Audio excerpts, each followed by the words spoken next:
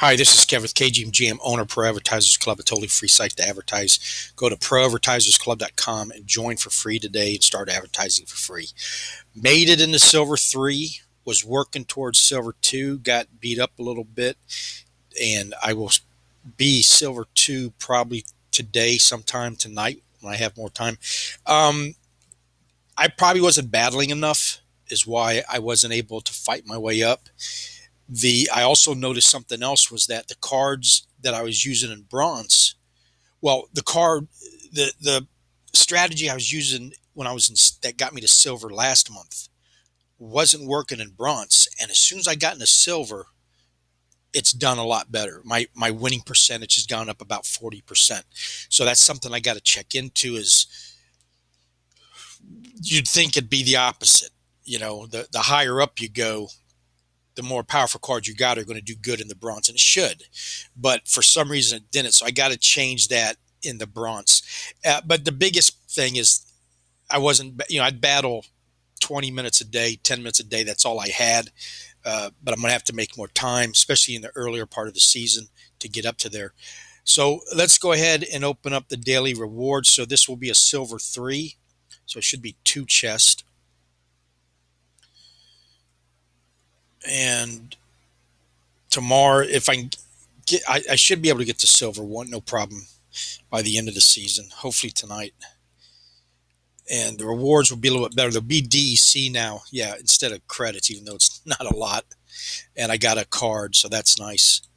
Cards I love. DEC I love too when it's lots of it. Okay, so there's the reward. And of course, I'm not doing the packs anymore right now. And I've explained that is because on average, I'm getting 50 cents of value out of those cards. And I decided to take the $10 that I invest in and just go directly to the market and buy my cards. And it's done pretty well. Over here on the Peak Monsters, the price dropped this morning from 760 of yesterday was my high. I do notice that the values go down in the mornings and tend to be higher in the evenings. So you might want to check into that when buying and selling. Okay. I don't know why that is.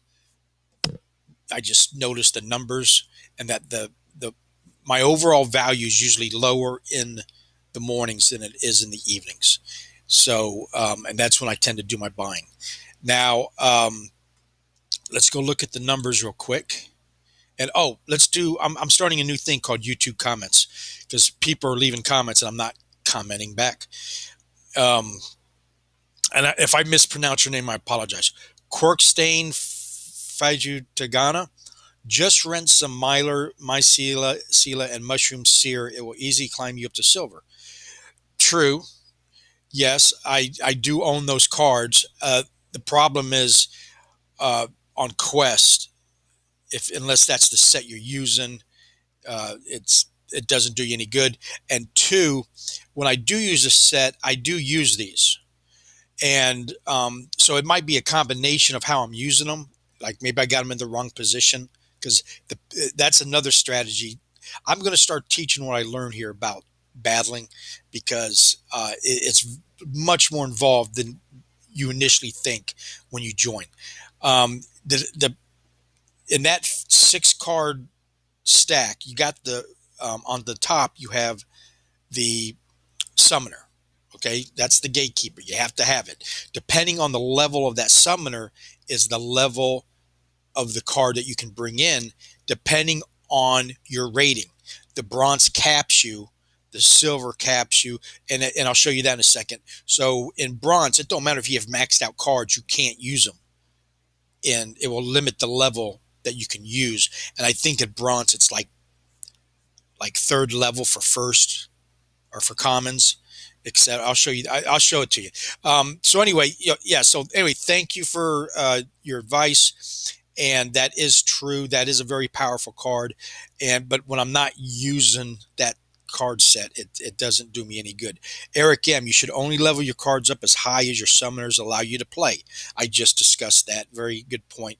Leave all the rest as a single box until you can actually play a card at that level. You need a level 6 Kayla to play that level 7 Bandit in Gold League. Exactly right. And that exposes a flaw in my strategy because my strategy isn't focused on my battle cards. It's focused on my investment and renting. And that's my fault. That's a decision I've made, uh, and it's affected the power. Uh, I haven't concentrated on just getting cards that will make me more powerful, and I pay for it in the long run. In a way, maybe not. Maybe because of the money I'm making, but it is more of like right now. I want to buy maxed out cards because they're under $10. A lot of them. About you got about 10 of them that are that cheap, and that's just incredible to me because those were when I joined a month or two ago. Those were 20, $25, and then they dropped to 15, and now they're at 7, and they might even go lower before this flips around. So anyway, guys, thank you for watching and thank you for commenting. And I'm going to start. I'll do that every day. It's easier for me if I put it on there like that instead of going to YouTube. Um, oh yeah, we're going to go see my numbers.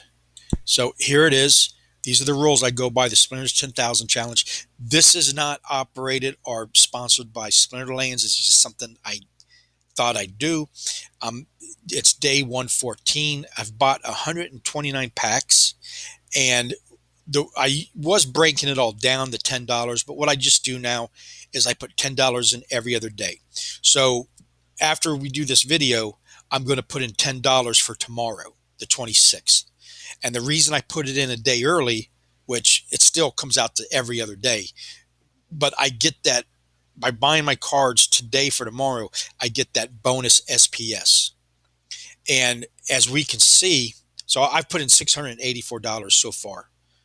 So by the time everything's done, I'll probably put in about 15 to 1800 bucks, and hopefully I'll get up to 10,000 and pay myself back, which means I'd really make about $12,000 if possible. So anyway, I started filming on the 7th of February. Here's all my numbers. I'm going to go down the value, the cards, the PowerPoints, SPS, and profit. This is very important. This is what you want on whatever you do, that to go up. That shows you're going in the right direction. If your strategy changing and it's going in the opposite direction, one, you've hurt yourself, and two, as long as it keeps going up after that, then you're back on track. That's just a good basic indicator of how you're doing. Okay, so I'll go slow. You can pause it. Every day I'm writing down the numbers, and what this is also going to prove is how patience will help you, because these numbers aren't great, and a lot of people, man, if they don't look at their numbers, they're not going to realize. I still think I'm doing very good because as bad as the market is, I'm still showing $158 profit. That means if I sold everything and cashed in my SPS, I would pay myself back the money I invested, and I'd have $158 profit, which at that point would be taxable, as far as I understand. So I owe taxes on $158, and which I mean, I should be at a loss right now, but yet I'm at a profit. And once things do go back up, if ever, because I'm not a financial advisor, listen to your own risk. This is entertainment purposes only. Please like and subscribe. Join the links below. But sometimes, it's nothing's guaranteed, right? But I expect this to go back up. I see indications it's going to go back up, especially the SPS is going to explode. So as of right now, 750 value, 128 cards, 2139 in the box, 93,480. That's a new record. Now, see, once I changed my strategy again 3 days ago, 4 days, or no, about 7 days ago. And instead of buying the packs, because when I'd buy the packs, I'd get a couple hundred points maybe, because you always get a rare in a pack, and if you got an epic. Now, because the value of the cards are so down, my average value is 50 cents per pack, and I'm paying $4 plus another 50 cents for the potions. So it's $4.50. So even though in the long run those cards will come up because of the deflationary burning they got going on, it was hurting my numbers. And so by taking the $10 instead, doing away with the packs for right now, until once the card values are up to where when you open a pack, it's $3 to $4, then I'm back in on it. But right now, I can buy some very powerful cards, and maxed out commons are very powerful. And look at this. Every time I do it, it jumps by 3,000 power points. I'm going to be up to 100,000 here probably next week sometime, and that's where you want to be at, because that's when the things go back up, then the monies are going to come, value wise anyway. Um, you might ask yourself, well, do you have a hard time selling your cards in the market? Not when you floor price it. No, not at all. In fact, they might be bots buying them up. I don't know, but there's times I don't even think I got done clicking the button, and the DEC's climbing. So that means either somebody was right there when I posted, or there's a bot buying up at that price. Either way, I don't care. It got sold. So now, is it easier to sell single cards or cards boxed together? I can sell either one as long as I'm on the floor price. It sells very easily. Now, I have never had a $10,000 card to sell. I don't know. I don't know who would keep an eye on that, but I imagine the big whales. If you put a $15,000 card up for 10,000, a whale might come along, and I'm just calling it whales. Anybody with a lot of money might come along and snatch it up. Yeah, but I don't know how long it'd have to be on there. I hope I have that problem someday.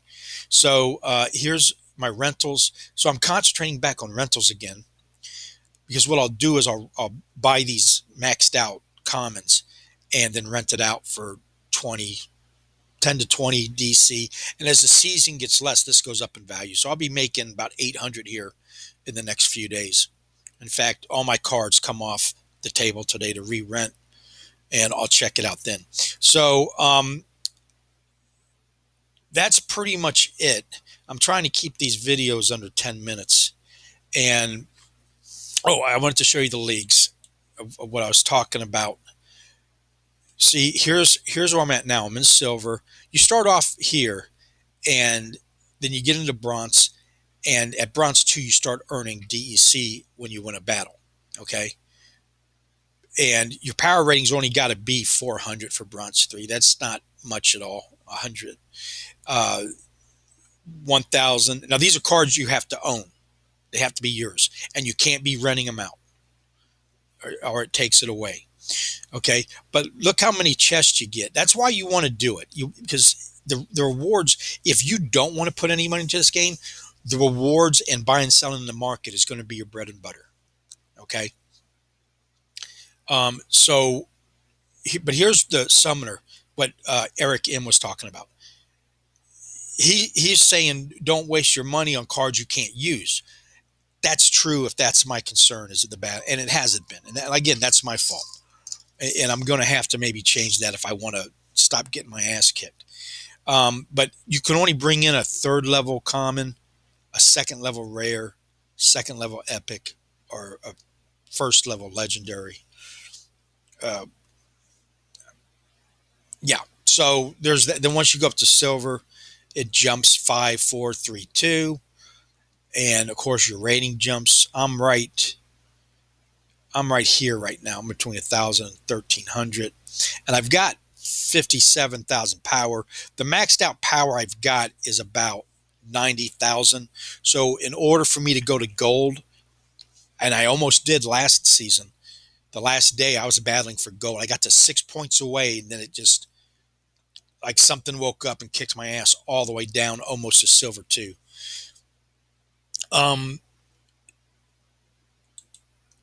So gold, but yeah, see, now you need 100,000 power, then 150,000 power, 200,000 power.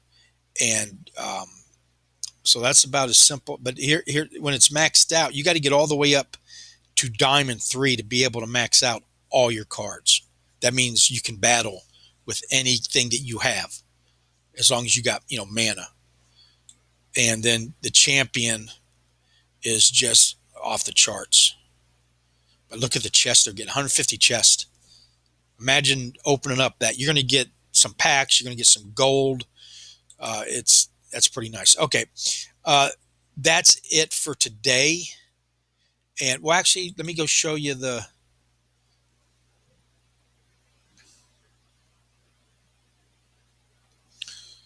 Let's go see what it's that card that I got. Okay, there's the S's are the playable ones. When you click on my link below and join below, I get 5% of that when you pay for the spell book and 5% of all the packs you open. But you don't have to buy the spell book or buy packs. You can play for free, and that's what these S cards are. And they're going to be changing that, I think. But let's go to the ones I owned. And here's the one I got. See, that's why I got two, because I burn. I'm a burnaholic. I love to burn my cards. So what I'm going to do, and I've got him maxed out. In fact, I got to rent him out. And let's go. So, hold on.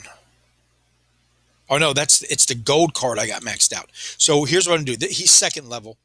I got 10 in the box, 5 towards 9 of the next level. So let's burn him. And all you do is kabam. And he's burnt. And what that does is it burns both of these cards and makes a new one. And that's how come there's now one. Now there's a million, but when they retire this, and they're going to retire it soon because they're coming out with new rewards, that means for the rest of the life, this number is going to go down and down as people do what I just did. And you're buying these for 2 cents right now. Less than 2 cents. A penny and a half. I mean, where can you buy an NFT for that cheap? But let's go to my gold one. That's what I did on a day ago's investment. And look at how this common card becomes. He's got reflect, which can tear up a magic user.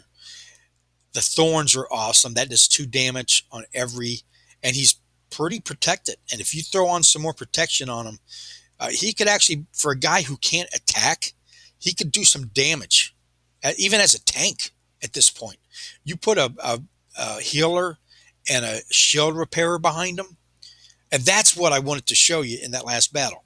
But anyway, I'm going to show you how you rent this out. Okay, so I maxed him out. I needed 8 more gold, and I got them. They're only like 50 cents a piece right now. In fact, let's go look at it. And this is probably the cheapest gold card on Splinterlands right now. And there's 42,000 of them, which we got 500,000 players. That's not a lot. I don't think people concentrate on gold as much as they should. I'm a big gold guy. I love to have gold cards. And I apologize, but for some reason, this is not wanting to go there. And well, okay. If it's not going to open up. But anyway, I was going to show you how I rent it out. But before we go, let me show you my last battle.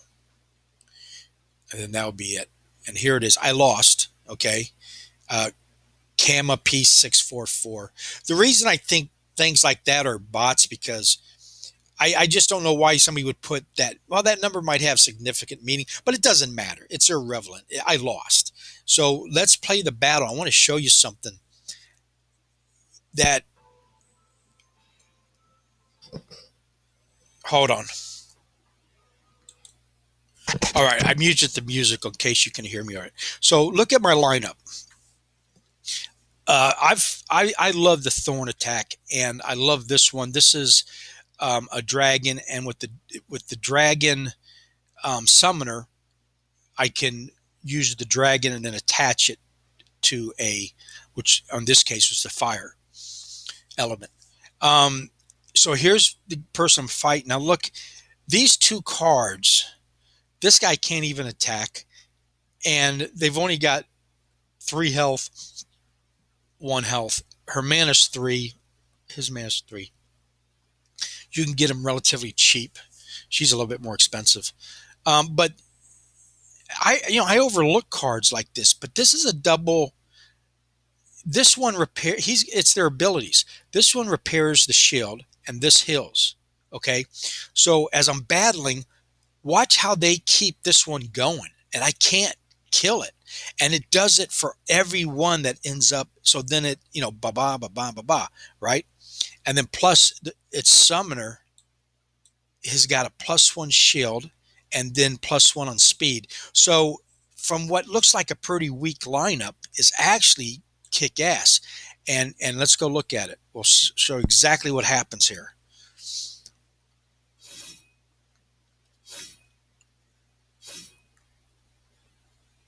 Now I got a kick-ass lineup. Everything's pretty powerful. But watch how they just keep healing, and then a missing kills me. Of course, that doesn't help.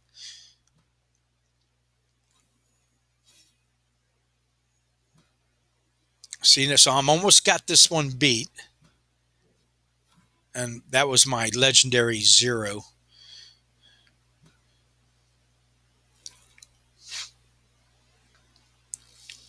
He's got 1 left, right? Now he should be gone. But watch what happens. I miss, heal, and now comes the shield back. And and then I miss. I mean, it's a double whammy. And it just gets worse from here. So don't think because cards are very inexpensive or not very powerful. Combining these two is a great strat. I'm going to implement this because that's a independent or a neutral. So you can use that with any set like that. And yeah, so I just get my ass kicked from here. So let's go ahead and we'll get out of here. Yeah, I'm at 1,081. And see how they won free DC. It's a half a DC.